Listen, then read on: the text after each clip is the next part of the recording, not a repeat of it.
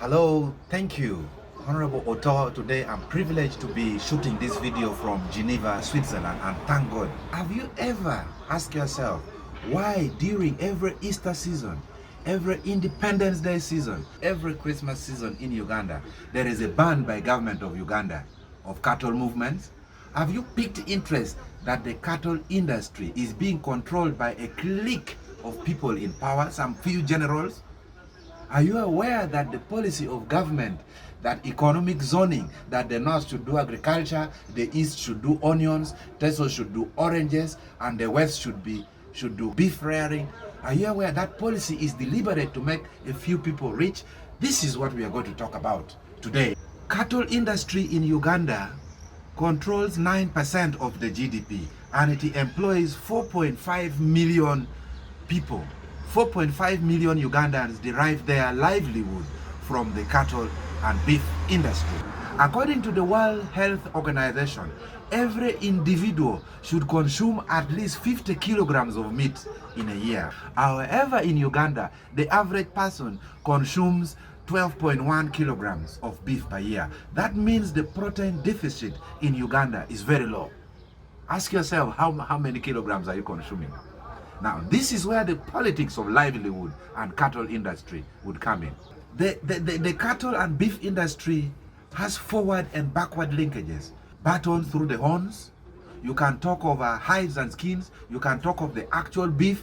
You can export, we can consume domestically. Now, you need to pay attention to these figures because this is where the beef politics in Uganda becomes of importance. We are over-focusing on democracy, human rights, justice, law and order, but we are not focusing on who eats what, who supplies what to the market. This is a huge market, and the politics of beef is very extensive in Uganda. In Uganda, we have what we call the cattle corridor. The cattle corridor starts from parts of southwestern Uganda, taking the districts of Mbarara and Tungamo, and then coming into central in the districts of Mubende, Kiboga, and heading to Luero. And part of the cattle corridor is in Lango in northern Uganda, in Lira and Apache, and the extensive part of the cattle corridor is in Karamoja, which is in northeastern Uganda. These are the beef producing areas in Uganda. Uganda, as of now, produces 200,473 metric tons of beef a year. It's incredible business. Now, in Uganda, we have various breeds. We have local breeds and we have foreign breeds. We have the Zebu, we have the Boran, we have the Ankole Longhorn, we have the Turkana breeds, we have the Toposa breed in parts of northeastern Uganda in Karamoja. There are various breeds, local and foreign breeds. Let's go to the numbers. Western Uganda, as by statistics officially released, has 2,530,000 heads of cattle in Western Uganda.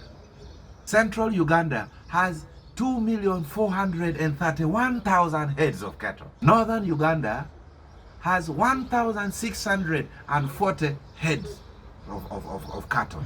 And lastly, Karamoja has 2,200 heads of cattle. So the populace of animals in Karamoja is almost close to the populace of animals in Western Uganda.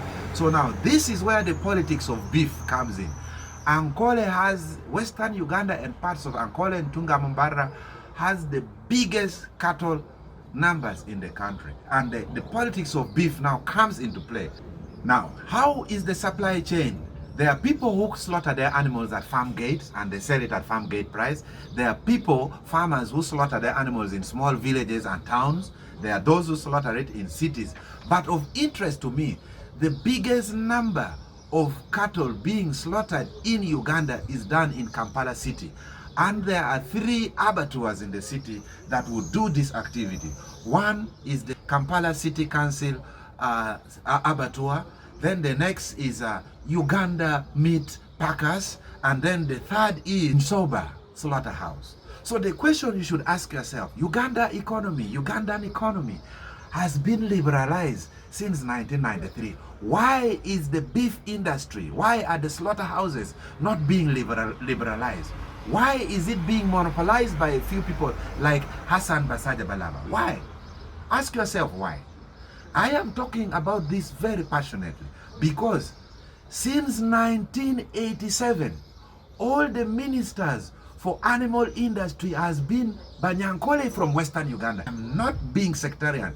It is you appointing being sectarian. Lieutenant Colonel Bright Ramarama has been the minister for animal industry since time remembers in Uganda. It is because they want to control the industry. Ask yourself, if you drive around the country, you don't find roadblocks with guns for human beings, but you find roadblocks with guns for cattle. It's because they want to control the beef industry. At Karuma Bridge, every lorry of animal passing pays 3 million shillings per lorry. Every lorry. If you're in government and you have interest of promoting farmers, please go to Karuma Bridge and do your investigation. Whether you have the movement permits, whether you have the clearance, there are soldiers wielding guns. Every truck of cattle passing have to pay 3 million shillings, which the money goes to the commanders of the unit. So why is the cattle business so restrictive? In Christmas season of 2018, the government issued a ban and restrictions on cattle movement all over the country. They say there is foot and mouth disease in eastern Uganda, in parts of central Uganda, in northern Uganda. They say the only part of the country without foot and mouth disease is in western Uganda. So what does it mean? The government said to avoid spread of the disease, western Uganda should supply the whole country with beef. This is politics. And when it comes to after Christmas, they lift it. So they have the animals, they want to sell it to the whole country. I was in Gulu. They even declared Gulu to be banned. We were receiving beef for Christmas from Ankole. This is politics. This is now why they can always allow a minister for animal industry to be from Western Uganda and Munyankole to control the economy. Ugandans should wake up and say, no, we need more clear systems of declaring how foot and mouth disease spreads in the country. You may accuse me of having ethnic lenses. I am ethnically liberated. But let me say this. The MP for Kazo in the parliament of Uganda, in the last parliament, he sits behind me. He said, Madam Speaker, there is no foot and mouth disease in Ankole. There is no foot and mouth disease in Kazo. He said it is in the parliament answered. He said it is a UPDF general who is saying there is foot and mouth disease in some districts to allow him to sell his cattle to the industry. We know your tricks. It is on the hand side. The MP of Kazo protested. The people of Kazo demonstrated up to the RDC's office saying there is no foot and mouth disease in their area. They are being denied the business. So what does it mean? The battle has now gone to their home. They have closed all Ugandans from selling beef. They are now fighting among themselves which districts should sell beef. This is so disparaging. This is annoying. That in a country you declare foot and mouth disease to ensure you sell cattle from your farm. Now ask yourself, you get a truck of cattle and drive to the city abattoir now. No one will buy it. Because those who own the city abattoirs are also the same people from Ankole. Some man from Pade drove a truck of cattle to Kampala. They refused to buy it. The truck driver said, offload the cows. The cows are moving in the streets. KCCA are there to impound the streets. So they come and buy your cattle from your farm at their price. This is domination. Let's not talk about police stations. Let's not talk about prisons. Let's talk about economics. What do I eat? And then the government comes with a policy that the country should be zonalized. Zonalized. I grow cassava. The people in Teso grow oranges. For you, you want to keep cattle. How many sacks of oranges can I sell to take my child to the university? So this zoning system must be tested by Ugandans. We must go for mixed farming, not zoning. Now, the total value of cattle business in Uganda is 1,650,000, $1.6 million US per year. So who is eating this money? Ugandans should wake up. If nothing is done, something has to be done about this. Of interest, when the beef industry had grown in Uganda, look at what the government does. They were producing milk. 90% of all the trucks selling milk in Uganda, they import them tax-free because they wanted to promote the agricultural products. And then the government went ahead to declare milk compulsory in all secondary schools. I even saw an advert where Captain Flight Mike Mukula, was drinking a glass of milk, that please drink 3 glasses of milk a day, because they are looking for means of selling their products. So the beef industry is controlled by the West. The milk industry is controlled by Western Uganda. The matoke industry is controlled by Western Uganda. So you cannot say these people are hardworking. No, something is not right. So what is the way forward?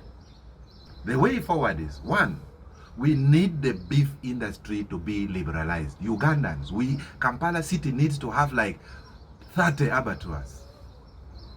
You cannot force everyone in Uganda to come and sell their cattle to Basaja Balaba. The beef industry has to be liberalized. It has to be zonalized. You know, that something has to be done. 2, we have to wake up and stop the politics of beef, of arbitrary declaration of foot and mouth disease when they see Easter, Christmas coming. We Ugandans should be awake. My role as a philosopher is to educate you. When you know you're right, it makes our lives easy. When they know we know their trick, they will stop doing it. Actually, the government should organize quotas that this week we expect Western Uganda to supply beef. Next week we expect Eastern Uganda. The other week we expect Northern Uganda. In the north, the only persons who supplied beef in Kampala were 2 generals. They got clearance to supply 1,000 cattle to the abattoir. But all the other farmers, you keep cows, you cannot sell it to anyone. We are not sectarian. We are against those who are sectarian. My next research would even tell you, in 1981, 82, 86, it was Busoga and Buganda supplying matoke to the whole country. Today, it is Western Uganda supplying matoke. You try to grow matoke in Eastern and Central Uganda, they die because of banana wilt. You also know that Parliament gave 600 billion for PIM, Presidential Banana Initiative. So we should ask ourselves, is the banana wilt only in the Central and in the East, and it is not there in the West? These are questions we must start asking. Thank you for watching. Please subscribe, please share, and greetings. Take care. Stay safe.